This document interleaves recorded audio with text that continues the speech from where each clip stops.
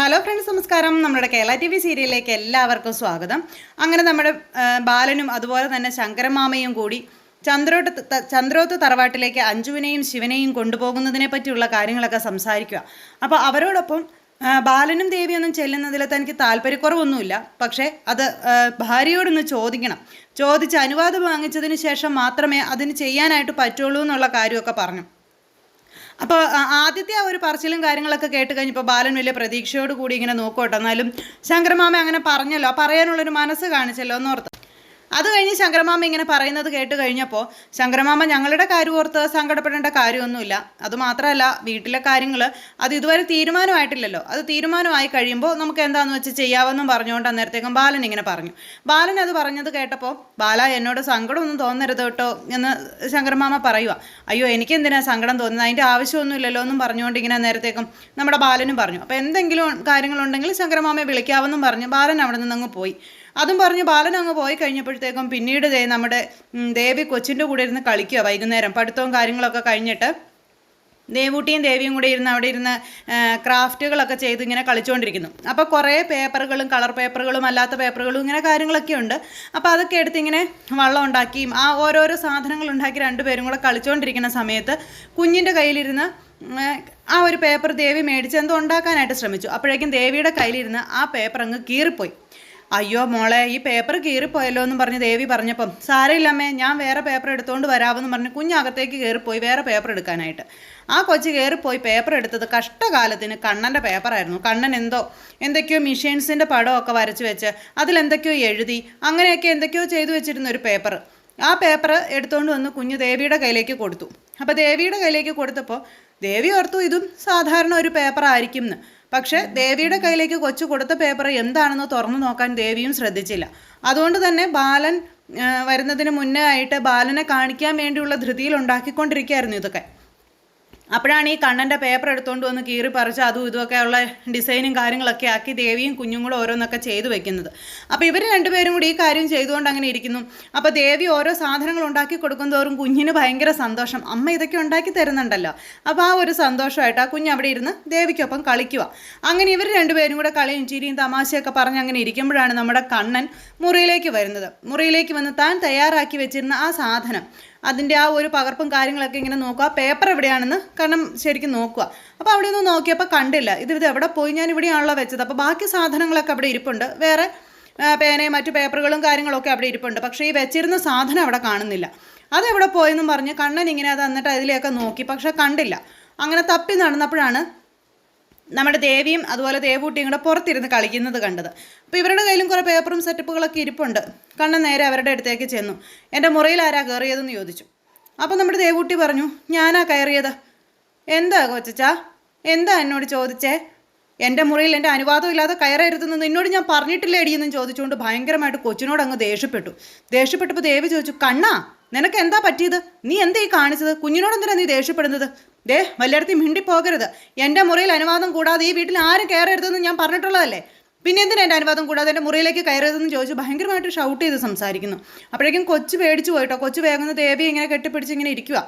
അപ്പോൾ എൻ്റെ ഒരു സാധനങ്ങൾ ഈ വീട്ടിൽ കാണില്ല, ഒന്നിൻ്റെ മൂല്യവും അറിയില്ല, ഒന്നിൻ്റെ വിലയും അറിയില്ല, എന്നിട്ട് കുറേ വേഷം കെട്ടാൻ വേണ്ടി ഇറങ്ങിക്കോളൂ, അവൾക്കൂടെ ഒരു കളിപ്പാട്ടം എന്നും പറഞ്ഞ് അവിടെ ഇരുന്ന് ആ കുഞ്ഞുണ്ടാക്കിയത് മുഴുവൻ എടുത്ത് വലിച്ചെറിഞ്ഞ് കീറി പറിച്ച് പിച്ച് കൂട്ടി ഈ കണ്ണൻ അത് വലിച്ചെറിഞ്ഞു കളഞ്ഞു. അപ്പം ദേവി ചോദിച്ചു, കണ്ണാ എന്നും പറഞ്ഞ് ഇങ്ങനെ വിളിച്ചു. ഈ സമയത്ത് ഈ ശബ്ദം ഒച്ചയൊക്കെ കേട്ടുകൊണ്ട് ഹരിയും അപ്പവും കൂടെ ഇറങ്ങി വന്നു. ഇവർ രണ്ടുപേരും കൂടെ ഇറങ്ങി വന്നപ്പോൾ ഇവിടെ ഭയങ്കര വഴക്കും കാര്യങ്ങളും നടക്കുന്നത്. ഇത് കണ്ടപ്പോൾ നമ്മുടെ അപ്പുവിന് ഭയങ്കരമായിട്ട് ദേഷ്യം വന്നു. കാരണം എന്താ കാര്യം എന്നുള്ളത് അറിയില്ലല്ലോ അപ്പുവിന്. ഈ സമയത്ത് ഈ കണ്ണൻ പറഞ്ഞ കാര്യങ്ങൾ മാത്രമേ അപ്പു കേൾക്കുന്നുള്ളൂ. അപ്പു ഇതൊക്കെ കേട്ടുകൊണ്ട് ഇറങ്ങി വന്നിട്ട്, എന്താടാ നീ ഇവിടെ കിടന്ന് ഇങ്ങനെ തുള്ളുന്നേന്ന് ചോദിച്ചു. ഈ വീട്ടിൽ നിനക്കായിട്ട് ആരെങ്കിലും എന്തെങ്കിലും മാറ്റി വെച്ചിട്ടുണ്ടോ? പിന്നെ എൻ്റെ മുറിയിൽ കയറി എൻ്റെ സാധനങ്ങൾ എടുത്തതിനാണ് ഞാൻ വഴക്കുണ്ടാക്കിയത്, അല്ലെങ്കിൽ ഞാൻ വഴക്ക് പറഞ്ഞതെന്ന് കണ്ണൻ പറഞ്ഞപ്പോൾ ഈ വീട്ടിലെ നിൻ്റെ മുറിയെന്നും പറഞ്ഞ് ആരും ഇവിടെ തീരെഴുതി നിനക്ക് തന്നിട്ടില്ല, നിൻ്റെ ഒരാവശ്യങ്ങൾക്കും ഇവിടെ ആരും ഒന്നും ചെയ്തു തരാനും പോകുന്നില്ലെന്നും പറഞ്ഞുകൊണ്ട് ഇങ്ങനെ ഭയങ്കരമായിട്ട് അപ്പു ഒച്ച എടുത്തു കഴിഞ്ഞപ്പോൾ അത് പറയേണ്ടത് കൊച്ചേടത്തെയല്ല, ഇവിടെ അതിന് അവകാശപ്പെട്ടവരുണ്ട് എന്നും പറഞ്ഞതേ കണ്ണൻ അപ്പുവിനോട് തറുതല പറഞ്ഞു.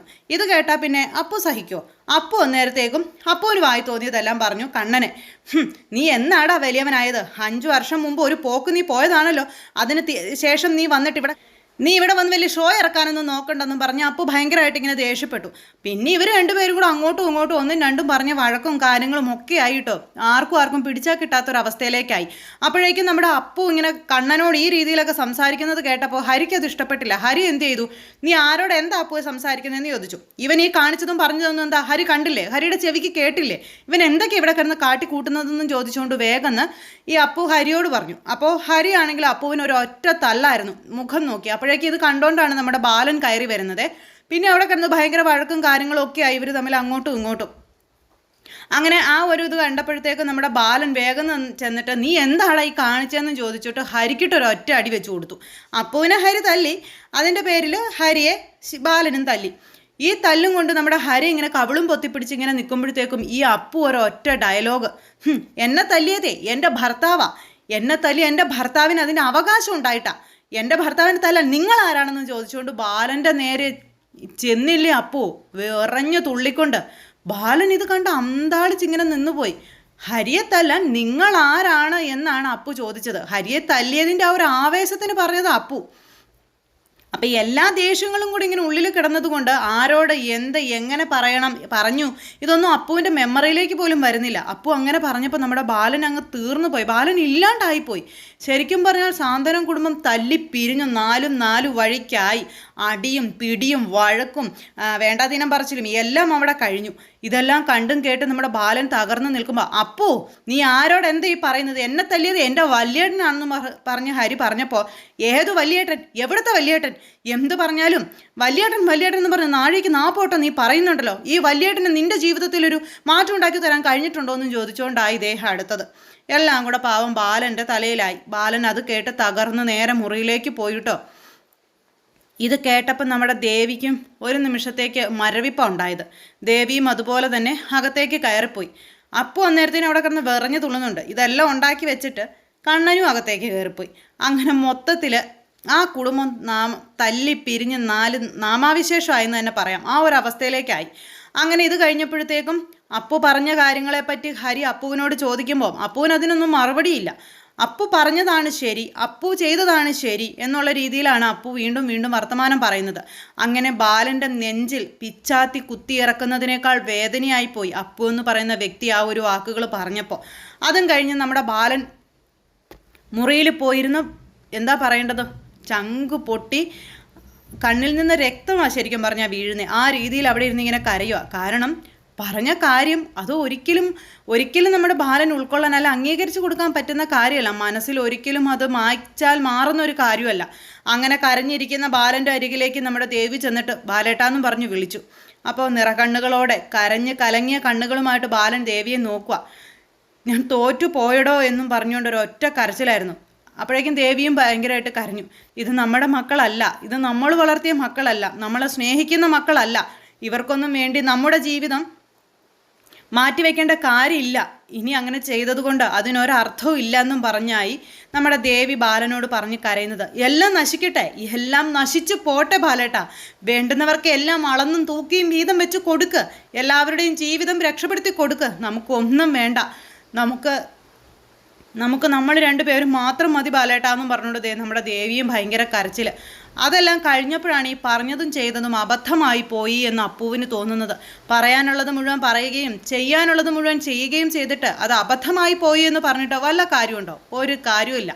അങ്ങനെ അപ്പുവിനെ എന്നേക്കുമായി ജന്മശത്രുവായി കാണുവാണ് നമ്മുടെ ഹരി. കാരണം തൻ്റെ വേട്ടനെ തന്നെ അച്ഛൻ്റെ സ്ഥാനത്ത് നിന്ന് വളർത്തി വലുതാക്കി പഠിപ്പിച്ച് ഈ നിലയിലെത്തി ആ മനുഷ്യൻ തൻ്റെ ആരാണെന്ന് ചോദിച്ച അപ്പുവിനെ ജന്മം കൊണ്ടും മുൻജന്മത്തിൽ പോലും ഇതുപോലൊരാളെ കണ്ടുമുട്ടരുതെന്നുള്ള രീതിയിൽ വെറുപ്പ് നമ്മുടെ ഹരി ഇങ്ങനെ അപ്പുവിനോട് കാണിക്കുക. തൻ്റെ ജീവിതത്തിൽ നീ ഇനി ആരുമല്ല എന്ന് ഹരി അപ്പുവിനോട് പറയുന്നു. അതായത് ഹരി അപ്പുവിനെ ഉപേക്ഷിക്കുന്നു. അങ്ങനെ ബാലൻ്റെ നെഞ്ചു വേദനിപ്പിച്ച് അപ്പുവിന് തിരിച്ചടികളുടെ കാലമായിക്കൊണ്ടിരിക്കുമ്പോൾ കണ്ണനും അതുപോലെ തന്നെ. ഇപ്പം കണ്ണനും അപ്പുവും ശരിക്കും പറഞ്ഞാൽ ഒരേ തൂവൽ പക്ഷികളാണ്. അവരുടെ രണ്ടുപേരുടെയും കാര്യങ്ങളായിട്ട് നടന്നതുമില്ല. ഈ ആവശ്യമില്ലാത്ത കാര്യങ്ങളൊക്കെ പറഞ്ഞ് പ്രശ്നങ്ങളാക്കുകയും ചെയ്തു. അപ്പോൾ ഇവർ തമ്മിലുള്ള ആ ഒരു പ്രശ്നവും കാര്യങ്ങളും ഇതെല്ലാം കൂട്ടിയിണക്കിക്കൊണ്ട് നമ്മുടെ എല്ലാവരുടെയും മനസ്സിൽ നമ്മൾക്കെല്ലാവർക്കും സത്യം പറഞ്ഞിട്ടുണ്ടെങ്കിൽ ഈ കഥ ഒരു പാഠമായിക്കൊണ്ടിരിക്കുകയാണ്. മറ്റുള്ളവർക്ക് വേണ്ടി സ്വന്തം ജീവിതം മാറ്റിവെക്കുകയും ഒരുപാട് ത്യാഗം ചെയ്യുന്നവർക്കും ശരിക്കും പറഞ്ഞാൽ കാണുകയും അറിയുകയും ചെയ്യേണ്ട ഒരു കഥ തന്നെയായിരുന്നു ഇത്. അവരവരുടെ ജീവിതത്തിൽ അവരവരുടെ ജീവിതം മറന്ന് മറ്റുള്ളവർക്ക് വേണ്ടി ജീവിക്കുന്നവർ ഇതൊക്കെയൊന്ന് ശരിക്കും പറഞ്ഞൊന്ന് കണ്ടിരിക്കുന്നത് നല്ലതാണല്ലേ. അപ്പോൾ എന്തായാലും കൂടുതൽ വിശേഷങ്ങളുമായി നമ്മുടെ കഥ വരുന്നുണ്ട്. എല്ലാവരും കാണണം, ആരും തന്നെ മിസ് ചെയ്ത് കളയരുത്.